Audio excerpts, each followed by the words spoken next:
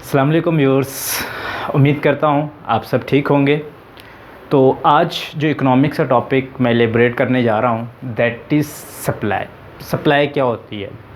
Supply हर वो चीज़ supply है जो मार्केट में सेलिंग पर्पस के लिए अवेलेबल है। इट्स मीन दैट अगर मैं सप्लाई को डिफ़ाइन करूँ तो सप्लाई क्या होगी? सप्लाई से मुराद है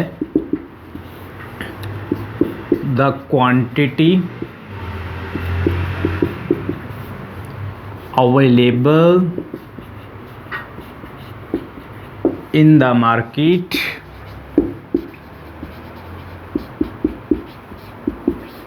for selling purpose।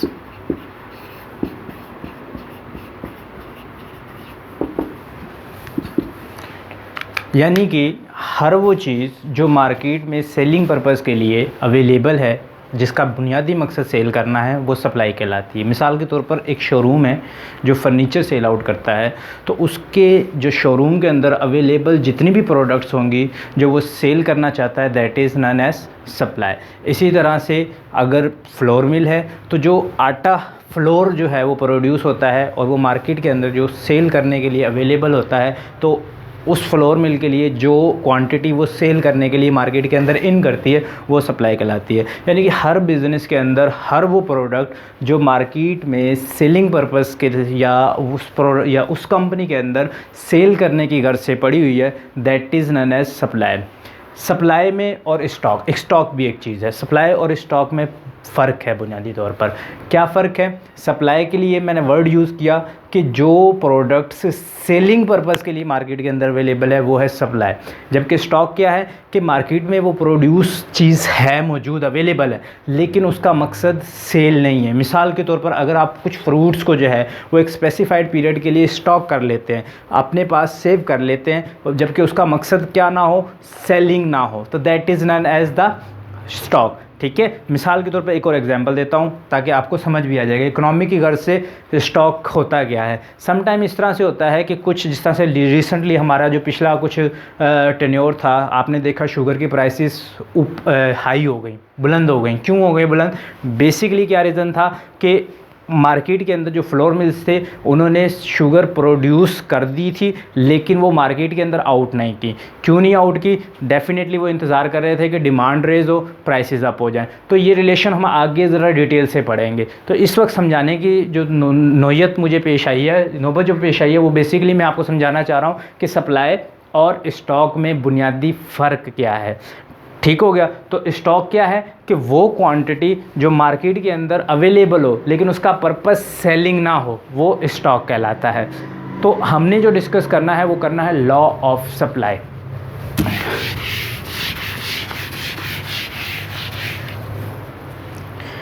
Law of supply को अगर मैं सिंगल स्टेटमेंट डिफाइन करूं, लॉ ऑफ सप्लाई को single statement, there is positive relation, positive और डायरेक्ट रिलेशन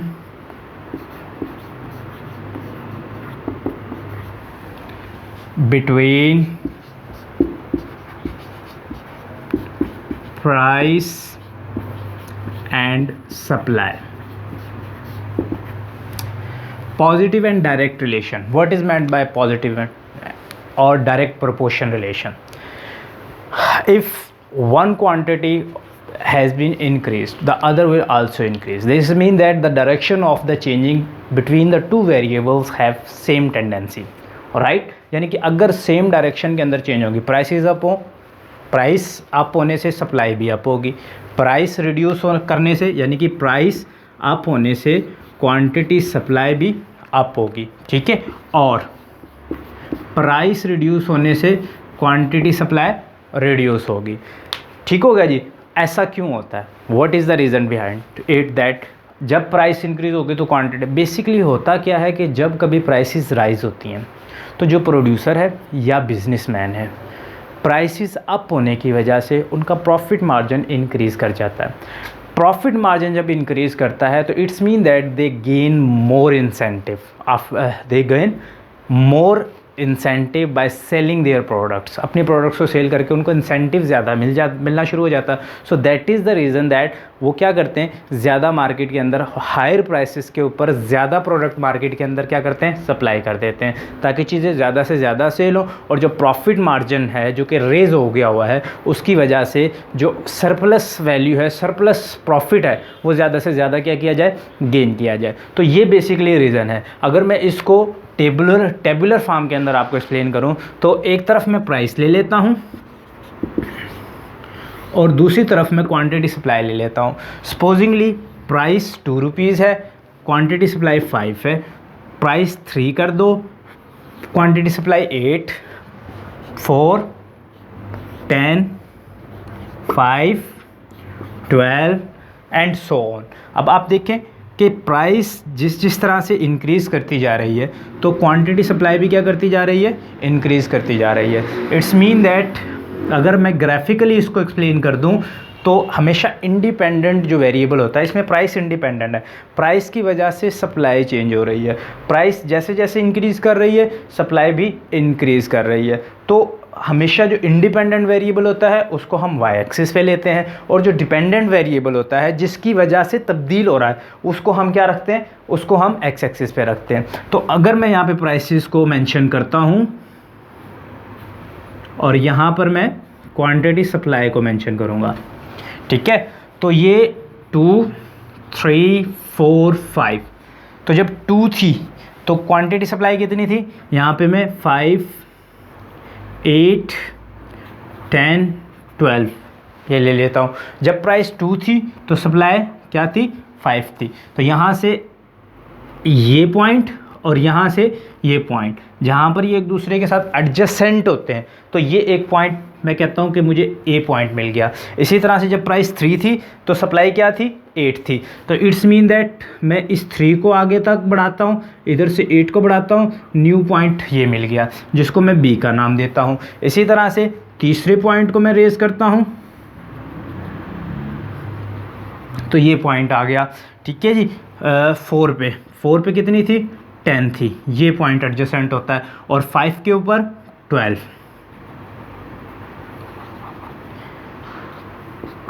जब इन तमाम पॉइंट्स को मैं एक दूसरे के साथ कोऑर्डिनेट करता हूँ तो definitely I got a positive slope curve. It's mean that if y axis has been increasing, x axis is also increasing. देखिए y भी इंक्रीज कर रहा है, 2 से 3 हुआ, 3 से 4 हुआ, और इधर से सप्लाई भी क्या कर रही है, इंक्रीज कर रही है। दोनों के अंदर जो ट्रेंड है चेंजिंग का वो इंक्रीजिंग है। So that is the positive relation. जब कभी it's mean that higher the prices higher will be the quantity supply, lower will be the prices, lower will be the quantity of supply. Got it. अच्छा, एक चीज़ हम जो है वो जहन नशीन कर लें कि जो इकोनॉमिक्स के लॉज हैं, ठीक है, ये कुछ स्पेसिफाइड कंडीशंस के अंदर ही एप्लीकेबल होते हैं।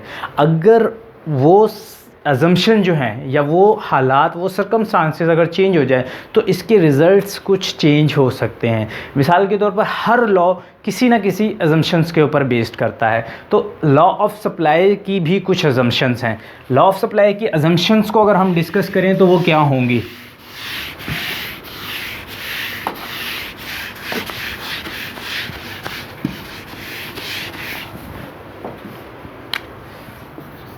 assumptions of law of supply. Number 1,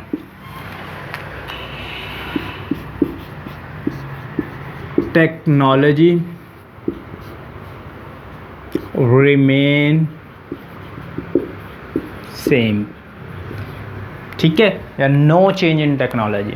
देखिए जी, सम टाइम ऐसा होता है कि जिद्दत आ जाती है मेथड ऑफ प्रोडक्शन के अंदर। सपोजिंगली अगर मैं एक एग्जांपल लूँ, पहले ज़्यादातर काम मैनुअल होता था, ठीक है, तो उस तरीके से जो आउटपुट था वो भी क्या था, मैनुअल। हमेशा क्या होगा, ज़ाहिर है वो कुछ ना कुछ मिस्टेक्स पर भी मुनसर होता है और कुछ ना कुछ स्लो रफ्तार भी होता है।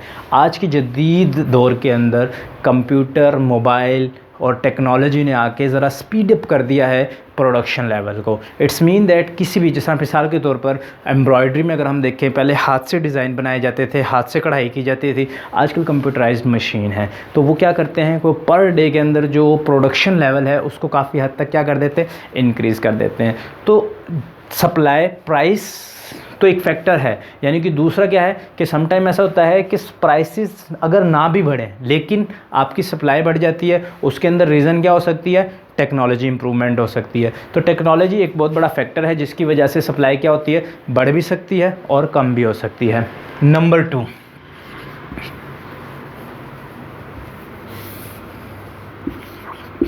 Goals of the firms remain the same or remain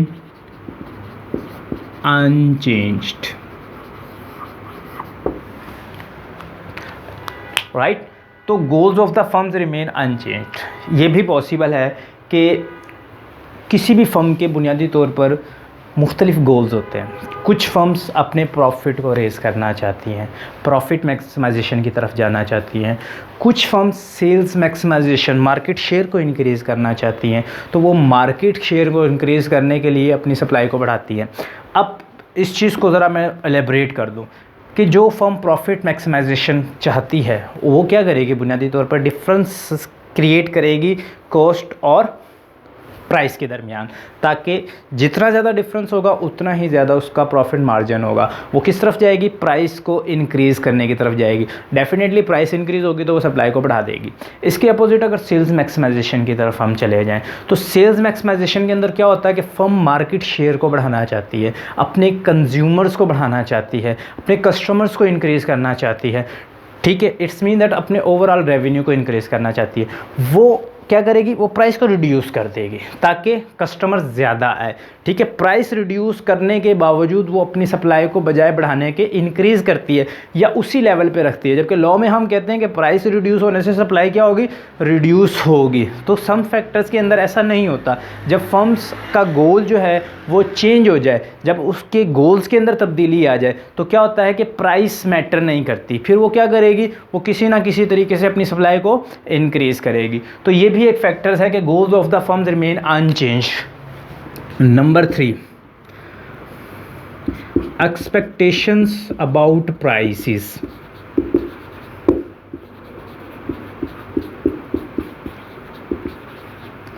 in future,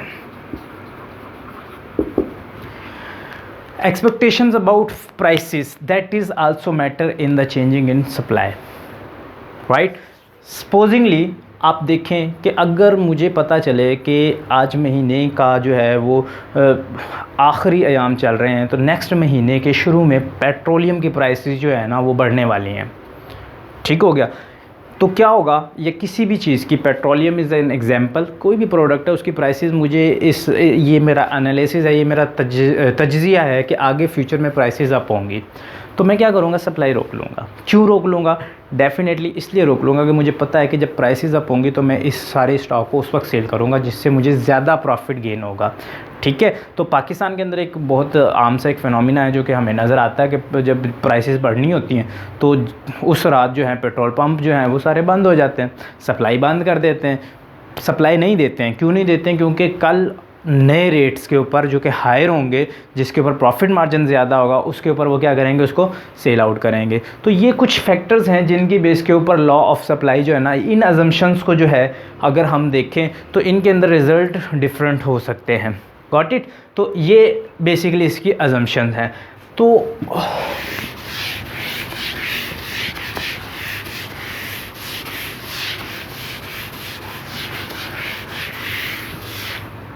supply के अंदर जो चेंजेस हैं ये भी दो तरह के होते हैं, ठीक है। मिसाल के तौर पर मैं कहता हूँ कि determinants of the change in supply कौन कौन से, डिटर्मिनेंट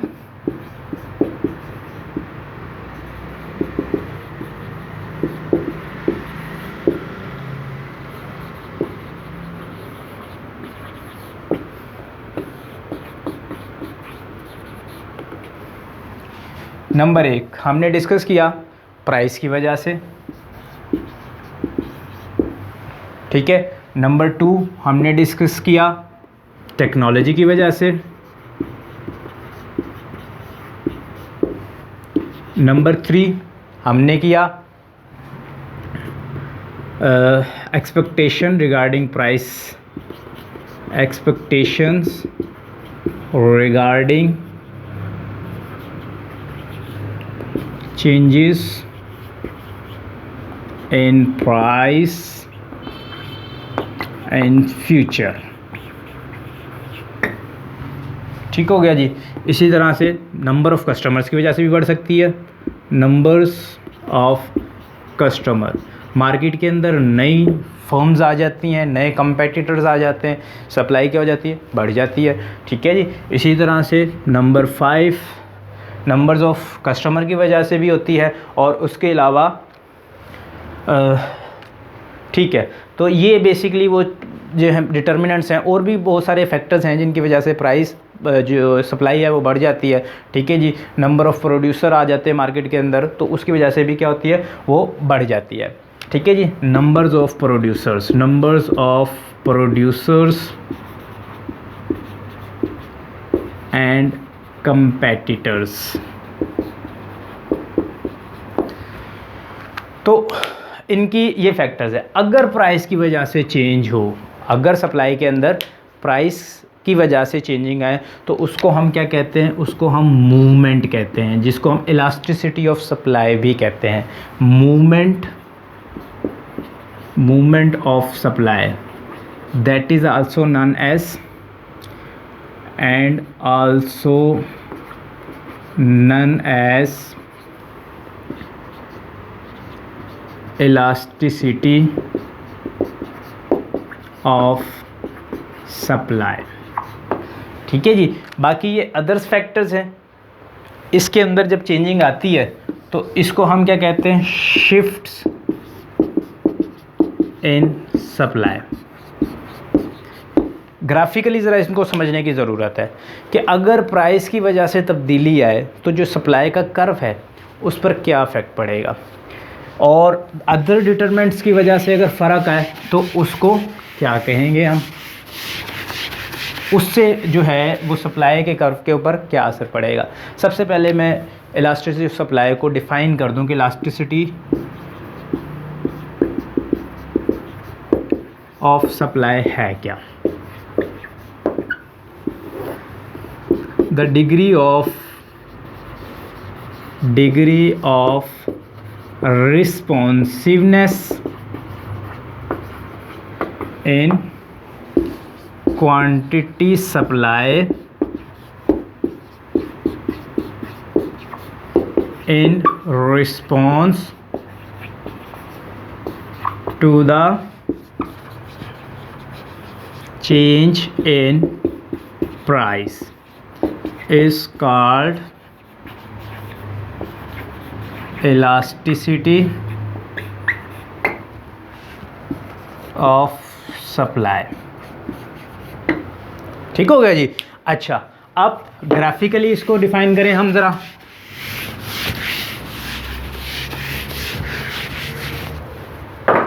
हमने देखा कि सप्लाई का कर्व क्या है, पॉजिटिव स्लोप है। इट्स मीन दैट इस प्राइस पर ये क्वांटिटी सप्लाई है, price P1, quantity supply Q1। इसी तरह से प्राइस रेज होने से क्वांटिटी सप्लाई क्या हो रही है, वो भी रेज हो रही है। इट्स मीन दैट पहला पॉइंट क्या था हमारे पास A, ये क्या था B।